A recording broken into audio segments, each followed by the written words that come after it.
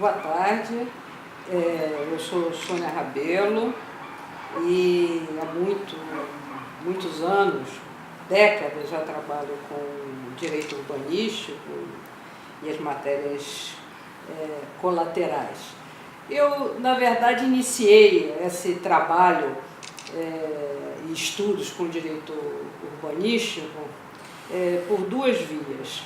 Primeiro, pela via profissional. Quando ainda eu era estudante de Direito, eu fui fazer um estágio em Niterói, num departamento do Estado que se chamava DAJCM, que é Departamento de Auxílio aos Municípios, que era chefiado por um advogado, também urbanista, Álvaro Pessoa. E acabei me formando na Faculdade de Direito e desde então meu interesse fundamental era e é a área de Direito Público e de Gestão. Quando eu me formei, eu fiz um estágio em outras áreas, mas acabei indo trabalhar na Fundrem, que era uma fundação do governo do Estado, que se chama Fundação para o Desenvolvimento da Região Metropolitana do Rio de Janeiro. Essa fundação, a Fundrem, era basicamente composta por arquitetos, arquitetos urbanistas, isso no final da década de 70, de 76 a 80, antes mesmo da Constituição de 88, e arquitetos urbanistas que trabalhavam muito diretamente com a construção de leis de desenvolvimento urbano e com os municípios da região metropolitana do Rio de Janeiro. Embora essa fundação fosse composta basicamente por arquitetos, o chefe do jurídico dessa fundação era um procurador do Estado, que se chamava Paulo Rocha Lagoa, que era um profundo conhecedor de direito urbanístico, de direito público e um profundo conhecedor também de matérias relacionadas a bens públicos. Acho que foi uma sorte ou um destino eu ter tido o privilégio de trabalhar com o professor Rocha Lagoa, que nunca escreveu propriamente um livro de direito urbanístico, mas na época, na década de 70 e 60, na época do Estado da Guanabara, era praticamente o único procurador do Estado, ele mais um ou dois, que trabalhavam com essa área de direito urbanístico. Então, digamos que o professor Rocha Lagoa, Paulo Francisco Rocha Lagoa, foi o meu mestre e meu condutor aqui no Rio de Janeiro, nessa introdução ao direito urbanístico. A ele eu devo muitíssimo toda a formação, todo o guia que ele foi nessa área, que na década de 70 muito pouco se falava e se publicava em matéria de direito urbanístico. Logo depois eu fiquei na Fundrem trabalhando na assessoria jurídica, tive a satisfação de trabalhar com inúmeros arquitetos e geógrafos que faziam planos para a região metropolitana do Rio de Janeiro. Trabalhei em vários planos e leis de municípios, desde código de posturas, leis de planos diretores de vários municípios da região metropolitana. Depois desse período, eu fui convidada por um designer que estava assumindo na época uma reformulação do patrimônio histórico e artístico nacional, que nessa época, em 1986, ou 1982, não foi 86, foi 82, estava criando a Fundação Promemória para dar um amparo ao IPHAN, Instituto de Patrimônio Histórico e Artístico Nacional, que estava muito combalido. Esse designer, Aloysio Magalhães, eu encontrei numa conferência em Paraty e ficamos conversando muito e ele me convidou para fazer parte da equipe dele para remontar o Patrimônio Histórico Nacional e a Fundação Promemória, que estava nascendo naquela época.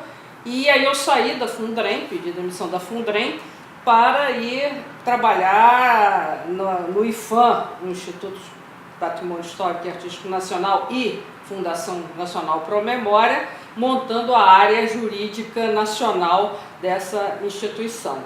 Fiquei ali durante 6 anos, né? Nessa época também foi uma época interessante, porque o patrimônio artístico nacional, o patrimônio cultural estava se reformulando, introduzindo a área de proteção do patrimônio imaterial, mas também defendendo a questão da proteção do patrimônio material, que envolvia uma nova regulação de áreas históricas nas cidades, que na época de 80 já começava a ter um conflito urbano entre a preservação e a questão urbanística, embora não tivesse ainda uma lei nacional. Foi nessa época que no patrimônio nós começamos a reformular várias portarias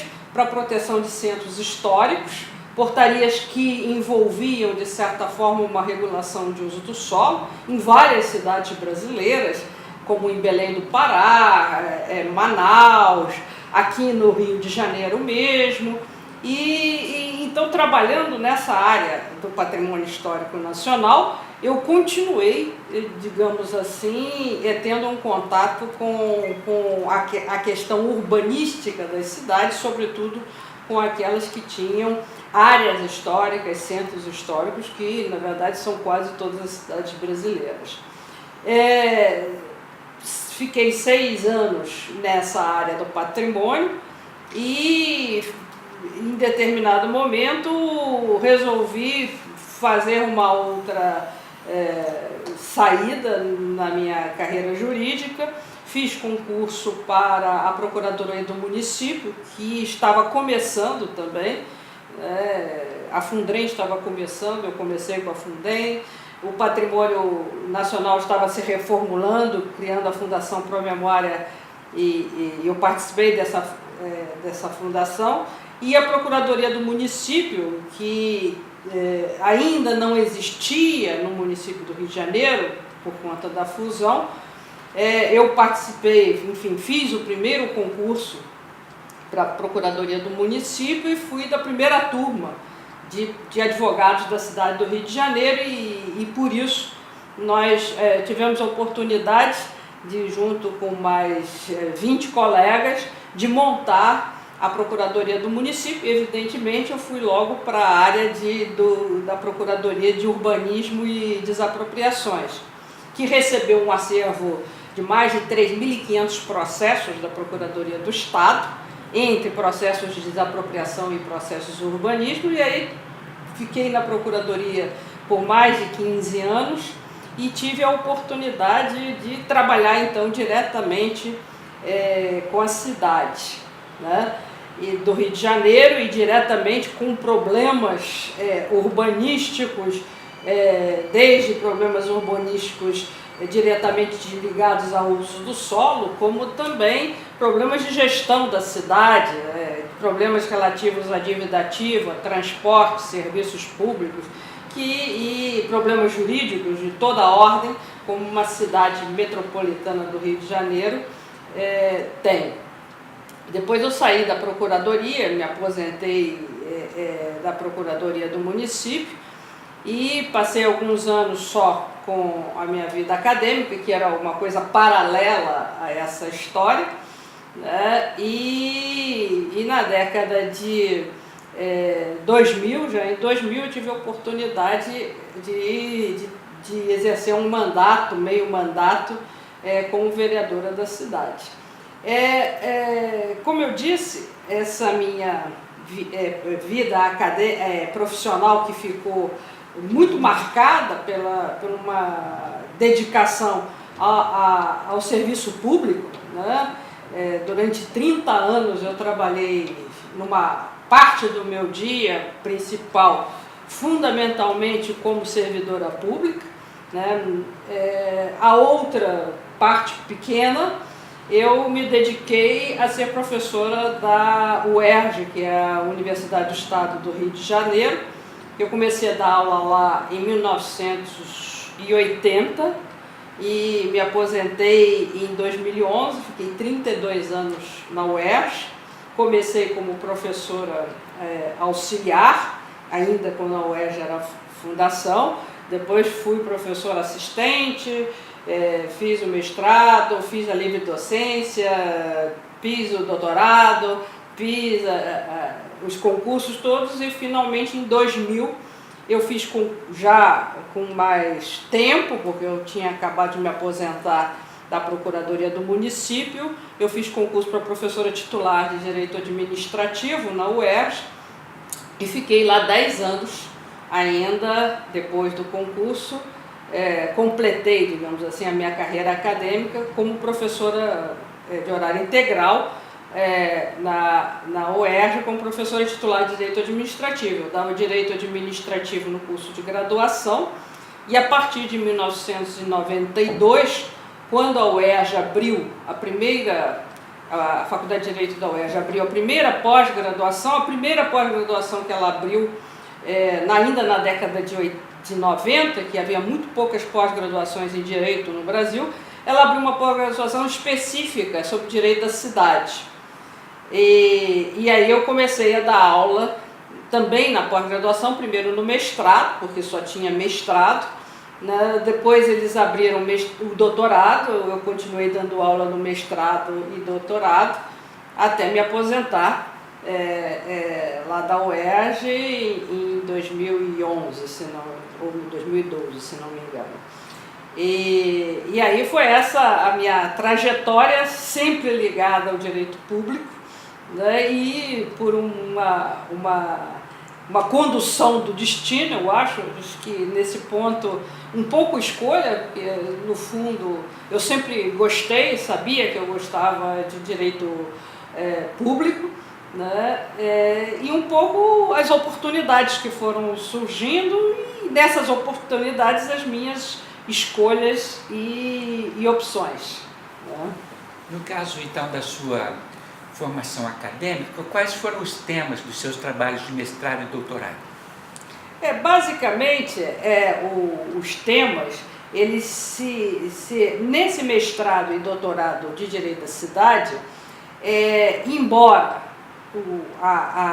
digamos assim, a palavra de condução fosse Direito da Cidade, a Faculdade de Direito, ela recebeu, porque não tinha outras áreas, era ali um certo conglomerado de disciplinas, né? E, por incrível que pareça, as disciplinas predominantes eram da área de Direito Penal, né? Nesse mestrado e doutorado, a pessoa que dava especificamente, ou começou a tentar dar especificamente a parte de direito urbanístico, foi a minha cadeira lá era basicamente de direito urbanístico, porque as outras cadeiras que existiam lá, elas eram ligadas a outras áreas, né? Como direito civil, um pouco tinha até direito do trabalho, porque como era o único, durante a década de 90, era o único mestrado e depois doutorado que existia na UERJ, ali os professores colocavam no direito à cidade várias disciplinas que eles gostariam de dar. Depois outros programas foram surgindo na Faculdade de Direito. Primeiro surgiu o programa de Direito Civil, depois o Direito Público, basicamente Direito Constitucional, e aí o Direito da Cidade foi se moldando muito à questão mas concentrando a parte propriamente de direito à cidade, urbanístico, onde as duas matérias que deveriam e devem concentrar é direito urbanístico propriamente dito e a parte relativo à propriedade de modo geral, né, que era, digamos assim, conduzida nessa área pelo professor Ricardo Lira. Então, a minha concentração era mais em relação a direito urbanístico. E aí tem um ponto que eu gostaria de acentuar. Em 2001, né, quer dizer, quando o mestrado de Direito da Cidade apareceu, a pós-graduação, mestrado e doutorado, na década de 90, o que a gente tem que se alertar é que não existia ainda o Estatuto da Cidade, né? Então, na cabeça das pessoas, o direito urbanístico no Brasil, ele passa a ter sentido a partir do Estatuto da Cidade, né? Porque antes o que existia era uma formulação de direito urbanístico que estava na cabeça de determinados juristas muito avançados na época e que já batalhavam desde a década de 70 por uma lei de desenvolvimento urbano, chamando atenção para a questão urbanística. Havia, veja bem, da década de 90, quando o direito da cidade apareceu no mestrado da Faculdade de Direito da UERJ, a Constituição de 88 tinha acabado de sair, quer dizer, a Constituição foi promulgada em outubro de 88, então quase 89. O mestrado de Direito da Cidade, se não me engano, abriu a primeira turma em 92. Então tinha 3 anos em que a palavra direito urbanístico aparecia na Constituição brasileira pela primeira vez, né? Então isso significa que no imaginário do mundo do direito, né, onde apenas as leis federais têm relevância, e hoje em dia eu digo que as pessoas imaginam que só o que está na Constituição tem relevância, né? O fato de não existir no mundo jurídico praticamente nenhuma referência a uma legislação federal sobre o direito urbanístico, né, era o mesmo que dizer que isso não existia, né? Então, do começo da década de 90, quando surgiu o curso de Direito da Cidade, até a edição do Estatuto da Cidade, em 2001, né, se dava direito urbanístico sem uma lei, digamos assim, federal, que, digamos assim, resumisse o pensamento da política de desenvolvimento urbano numa lei que as pessoas consideram de relevância nacional, né? Então, por isso que é difícil, durante esse período, passar para os alunos a existência de um direito nacional de direito urbanístico. A gente tem que ressaltar aqui algumas peculiaridades durante esse período para ver como foi construído isso, né? Existia desde 1937, né, o Decreto-Lei 58, que foi o primeiro, teve um anterior, mas que vigiu durante décadas, falando sobre parcelamento do solo, mas que regulava a parte de contratos nos loteamentos, mas também dando determinadas regras. Durante muitos anos, praticamente nenhuma legislação federal, surgiu o Decreto-Lei 271, que falava fundamentalmente sobre alguma coisa de urbanismo, mas fundamentalmente sobre a concessão real de uso. Depois, num esforço muito grande de alguns juristas, né, fez-se, antes da Constituição de 88, a Lei 6766, que regulou o parcelamento e loteamento do solo urbano.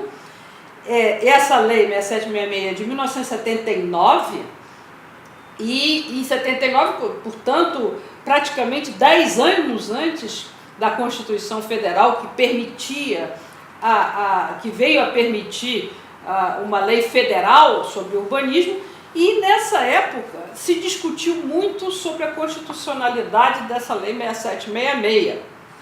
E dois juristas deram parecer, e meio que para justificar uma lei federal sobre parcelamento e loteamento do solo urbano, que foram o Eli Lopes Meireles, que estava vivo na época, e Miguel Reale, que justificaram essa lei federal, dizendo que o parcelamento do solo urbano, na mensagem que encaminhou, era, digamos assim, uma forma de regular o desmembramento da propriedade, e por isso eles estavam se referindo ao direito civil, e como a União legislava sobre direito civil, ele podia legislar sobre propriedade e, por consequência, podia legislar sobre parcelamento da propriedade. Isso 10 anos antes da Constituição Federal de 88, para, digamos assim, dar uma renovação do Decreto-Lei de 58, que era de 37.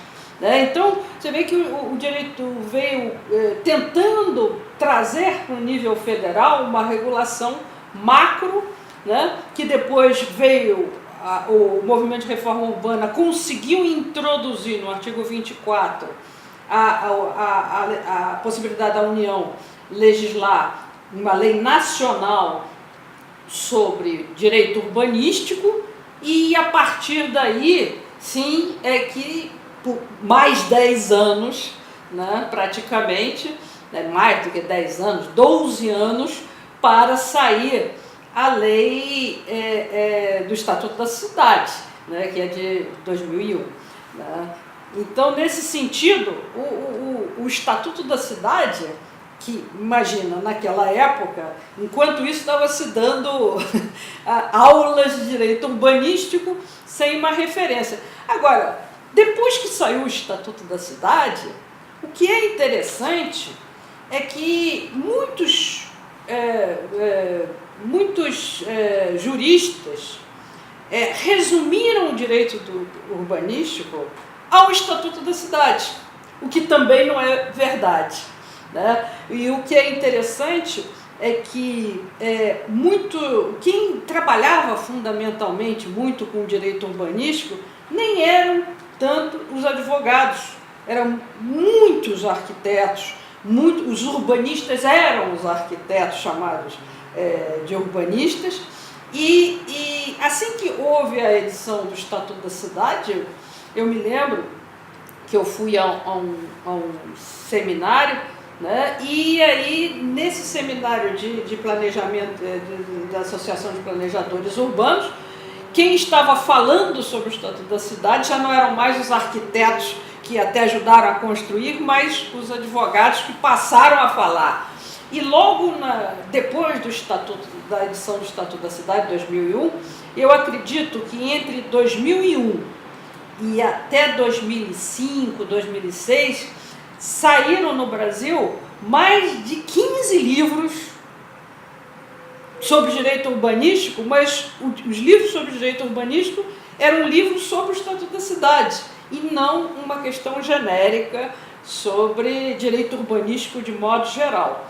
Então, porque antes, e é bom frisar aqui, no meu entender, os dois marcos assim, anteriores à construção do direito urbanístico, e que no meu entender ainda são marcos referenciais, sobretudo, é o livro do professor José Afonso da Silva, né, que ainda é, no meu entender, o marco mais geral, mais abrangente, né, sobre o direito urbanístico brasileiro, e um que eu entendo que está desatualizado, mas foi um marco referencial muitíssimo importante na construção desse processo, que foi o livro Direito de Construir, do Eli Lopes Meireles.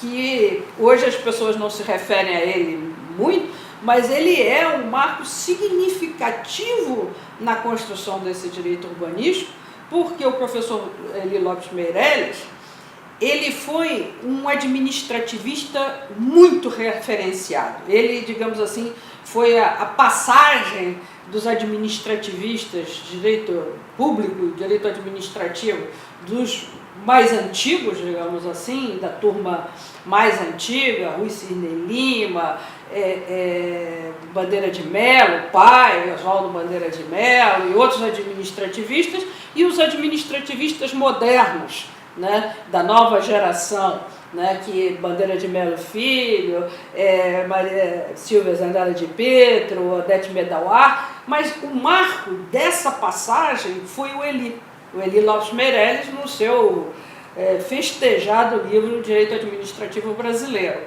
Mas este administrativista que foi o marco, ele se dedicou também um pouco à reflexão do direito de construir.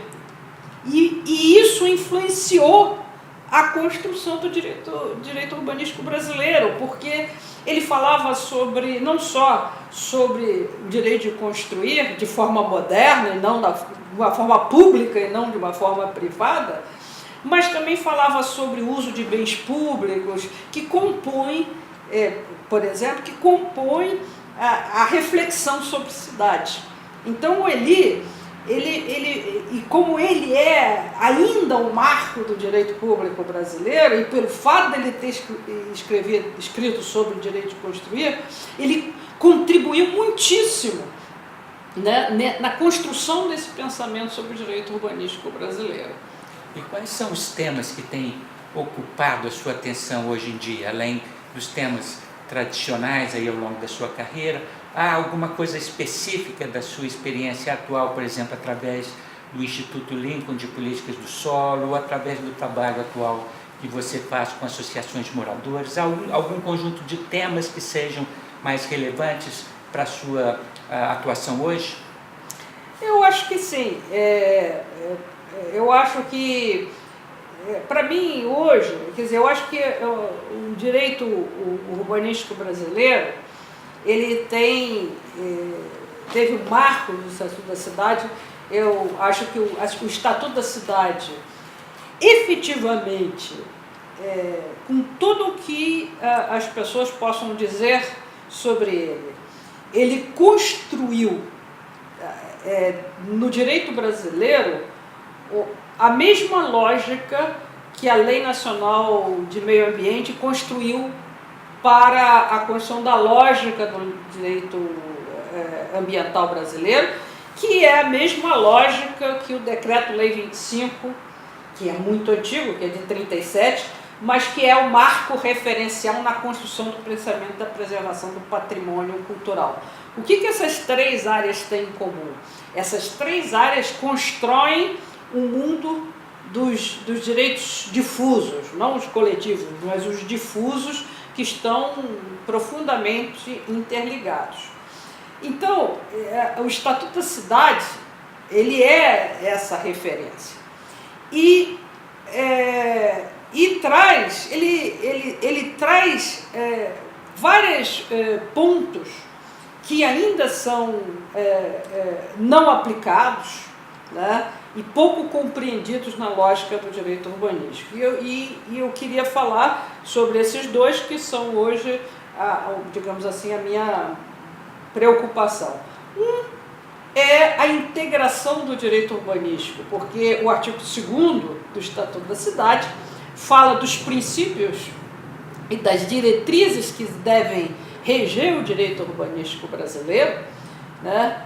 E elas são ótimas, elas estão lá, mas para o nível de eficácia, o sistema jurídico brasileiro não sabe como cobrar e articular o controle das leis, por exemplo, municipais ou estaduais, quando há, né, em relação à legalidade em face dos princípios preconizados pelo artigo 2º do Estatuto da Cidade. Ou seja, por exemplo, o determinado inciso do Estatuto da Cidade fala que não pode haver densificação se houver prejuízo em relação à infraestrutura existente. E se em determinada cidade você permite, por exemplo, a construção de uma densificação sem saneamento, sem mobilidade, não se sabe como você vai poder controlar e dizer não dou a licença de construção porque não atende ao princípio do Estatuto da Cidade. Então, essa ligação é uma ligação que precisa ser construída. E o segundo a ponto? Outra, hein? O segundo ponto? O segundo ponto é a relação de ter três instrumentos fundamentais do Estatuto da Cidade que são muito mal compreendidos, e aí eu volto ao Eli, em relação à questão do direito de construir, que são a outorga onerosa do direito de construir, a transferência do direito de construir, porque é duas faces da mesma moeda, e as operações urbanas consorciadas que permitem digamos assim, a mescla de índices construtivos em função de um projeto urbano. Por que isso é, digamos assim, no meu entender, hoje o ponto de conflito? Porque não existe um pensamento, digamos assim, na comunidade acadêmica e, portanto, na jurisprudência brasileira, um pensamento minimamente coerente de qual o significado da outorga onerosa do direito de construir e do sistema de direito de construir e dos recursos públicos, que eu chamo recursos públicos urbanísticos, que são os índices de edificabilidade. Evidentemente, que só podem ser recursos públicos, porque se há uma outorga onerosa, alguém só pode outorgar o que é seu, eu não posso outorgar o que já pertence ao outro. Essa foi no meu entender, a grande questão, a grande mudança que houve trazida pelo Estatuto da Cidade em relação e essa questão de como compreender o que se aplica à transferência do direito de construir, o que se aplica à outorga onerosa do direito de construir e como isso se articula, eu acho que esse é o grande salto, digamos assim, em relação digamos assim, à socialização dos recursos da cidade. E, finalmente, que recomendação que você faria a quem está se aventurando hoje pela primeira vez nesse campo do direito urbanístico? Bom, eu diria que, evidente, o campo do direito urbanístico é um campo específico que requer uma abertura da pessoa que estuda direito, né, também para outras áreas, né, no sentido de que o direito urbanístico é um olhar sobre a cidade. Isso implica que, mesmo que a pessoa seja advogada, que ela não pretenda ser a pessoa que conhece as regras de direito e que, porque conhece as regras de direito, sabe o que é urbanismo, que sabe o que é desenho urbano, que sabe o que é meio ambiente, enfim, que seja a dona do pensamento final e único sobre como lidar com a cidade. Quer dizer, o advogado urbano, o jurista que lida com essa área, é um membro da equipe. Ele conversa com os outros, então ele tem que também saber um pouco sobre o que o economista urbano está falando, o sociólogo urbano está falando, o arquiteto urbano está falando, para poder dialogar. A segunda coisa é que eu acredito que o direito urbanístico não vive sem o direito administrativo, não vive sem o direito civil. Na área tem que conhecer direito civil, tem que conhecer as partes do direito civil sobre propriedade, tem que conhecer outras áreas do direito, porque ele, digamos assim, resume os insumos que outras áreas do direito informam a ele. Não se faz direito urbanístico sem conhecer direito tributário, né? Outras áreas do direito. Então, e essa é a graça do direito urbanístico, porque você nunca morre de monotonia, porque você está sempre sendo alimentado e coordenado, digamos assim, por outras áreas, e aí você pode sempre ter um processo, digamos assim, muito fluido de conhecimento e articulação com todos. E isso eu acho que é maravilhoso para quem queira se dedicar a essa área. Muito obrigado.